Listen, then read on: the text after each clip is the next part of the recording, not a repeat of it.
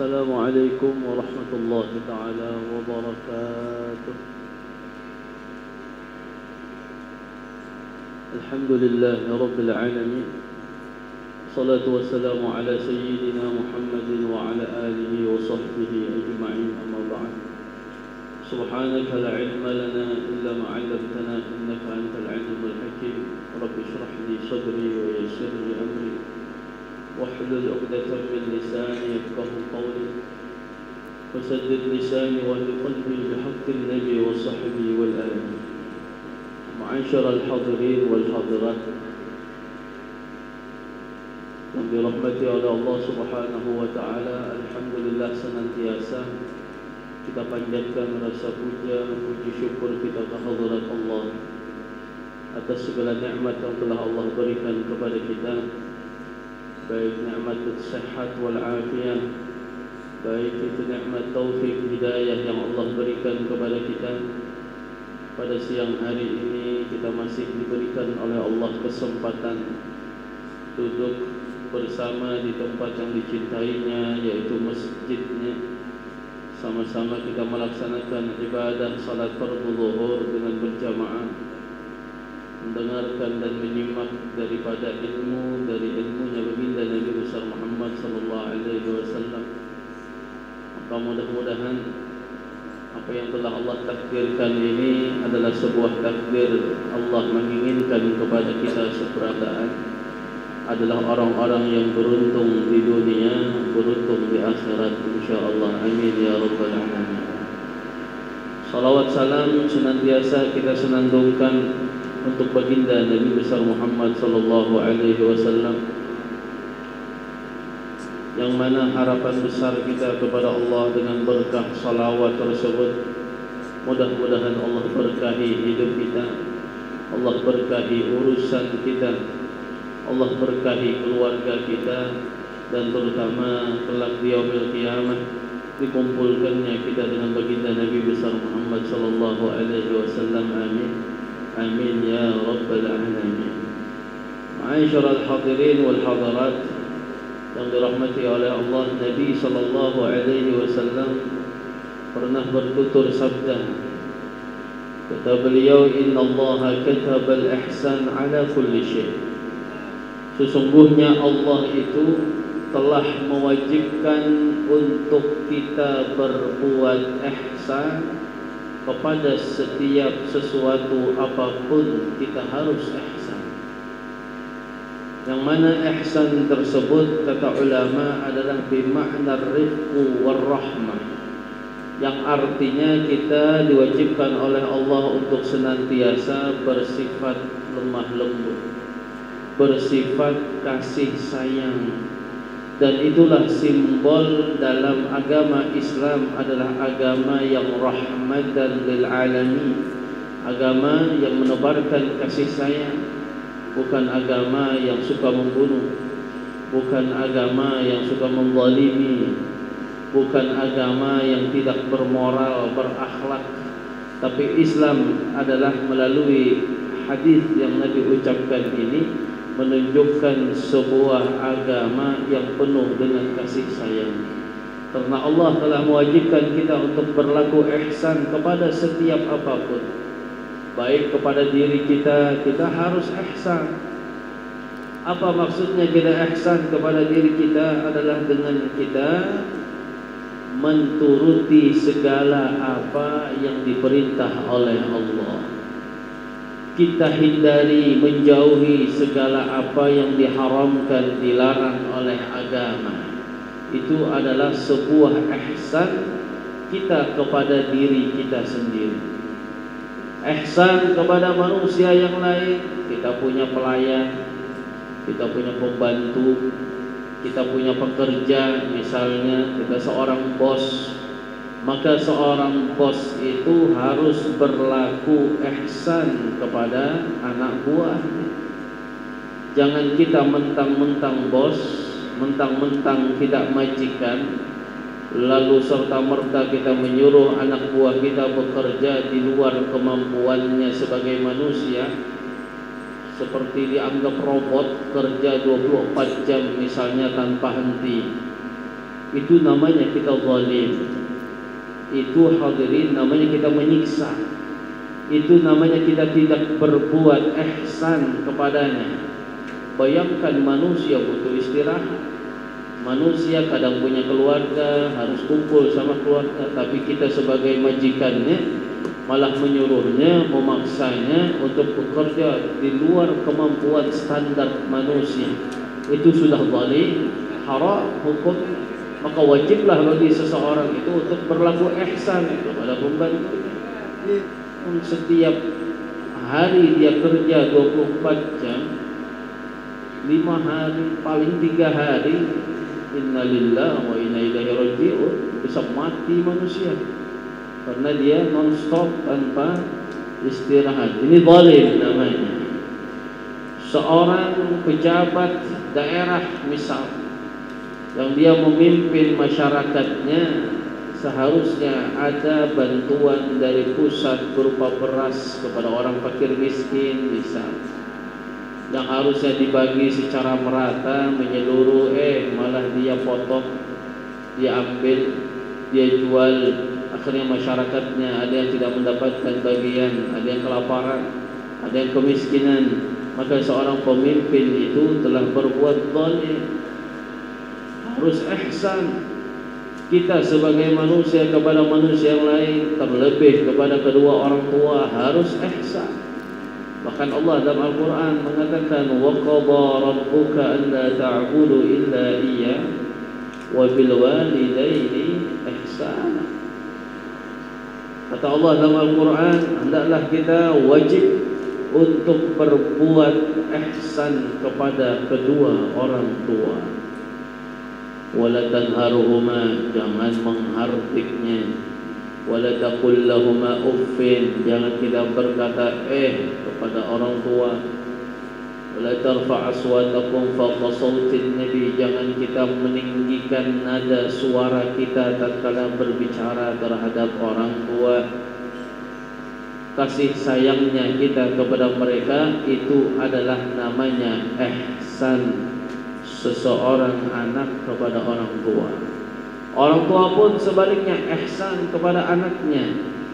Dan demikian pun kita bertetangga, berkawan harus memiliki yang namanya sifat kasih sayang, sifat lemah lembut, yaitu ihsan kepada sesama. Ini wajib hukumnya. Dan ihsan itu bukan hanya kepada manusia, seluruh sesuatu apapun kata Allah kita wajib ihsan. Kepada binatang, al-bahaim, kita harus ihsan. Kalau kita memang ingin membunuhnya, bunuhlah dengan cara yang baik. Bunuhlah dengan cara yang tidak menyiksa. Bunuhlah dengan cara yang menyenangkan daripada binatang tersebut supaya matinya terasa nyaman. Bagaimana kalau binatang sembelihan, ya disembelih dengan cara syariat. Pisaunya tajam, tidak menyiksanya. Kalau binatang biasa, nyamuk, lalat, wa ghairiha dan yang lain-lainnya, ya kita harus ihsan. Kalau mau bunuh, bunuh langsung sekali pukul. Jangan disiksa, Pak.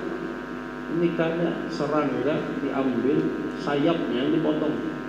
Kasihan binatangnya kada mau terbang.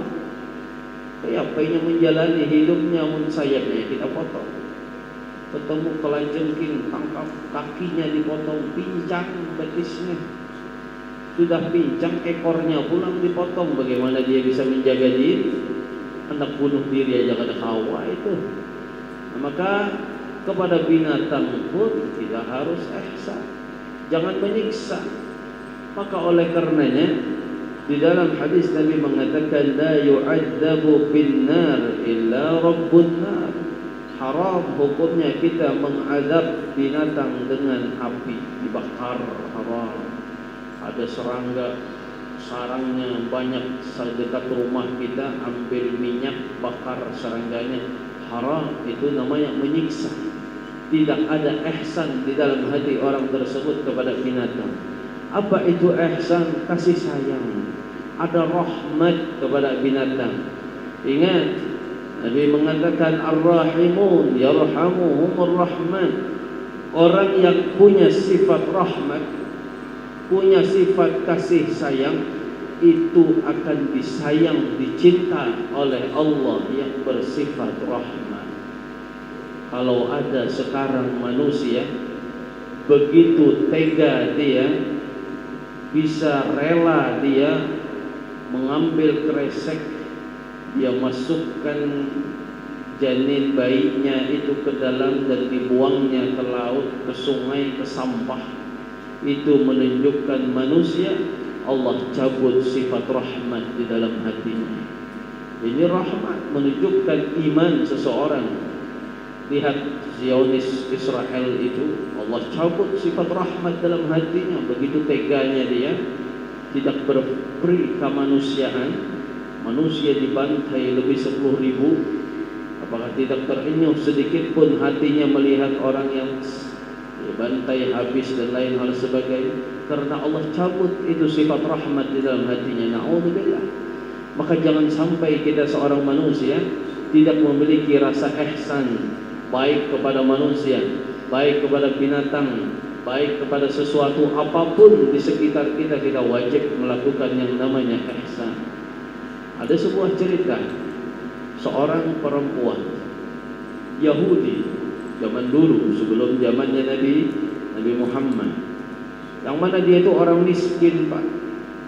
Lusuh pakaiannya, dia ambil dengan sepatunya air, lalu air itu dia minumkan kepada seekor anjing, binatang yang najis bagi kita. Tapi dia minumkan karena anjing ini sangat kehausan. Karena rahmatnya dia kepada binatang tersebut, ternyata mendapat nadrah dari Allah, dapat rahmat dari Allah. Maka Allah masukkan perempuan itu ke dalam surganya dengan rahmatnya Allah. Lihat bagaimana balasan Allah terhadap orang yang memiliki sifat rahmat di hatinya. Tapi jangan salah memaham dengan cerita.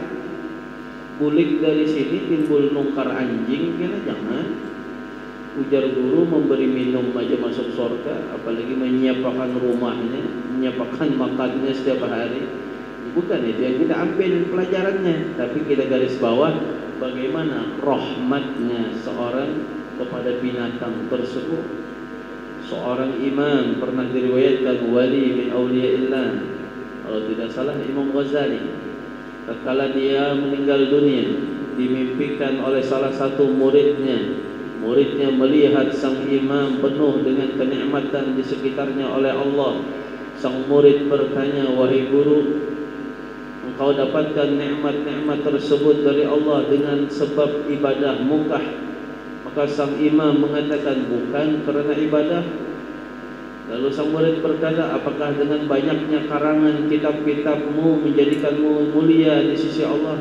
Kata beliau, bukan karena karanganku yang banyak, tapi ada satu sebab.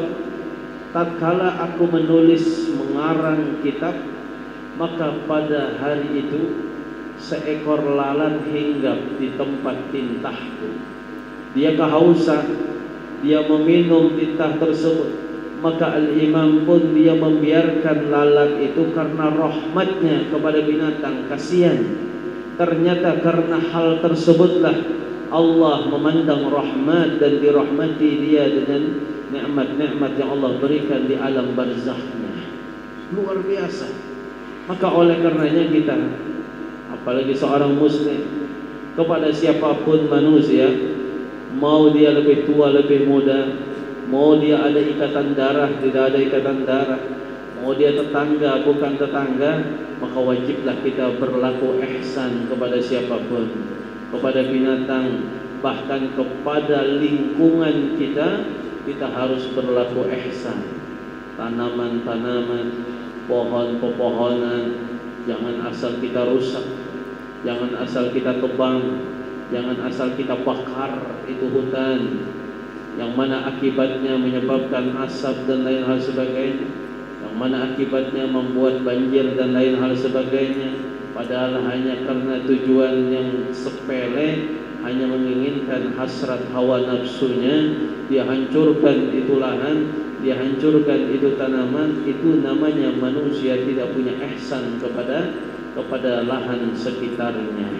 Ihsan, pelihara, dirawat, dijaga, itulah yang disebut dengan ihsan. Innallaha katabal ihsan ala kulli syai'. Sesungguhnya Allah itu telah mewajibkan kita semua untuk berlaku ihsan kepada setiap apapun. Kepada Allah kita pun harus ihsan. Dan itu tergambar dari hadis yang mana Nabi SAW ditanya, "Wa ma huwal ihsan?" Apa itu ihsan wahai Rasul?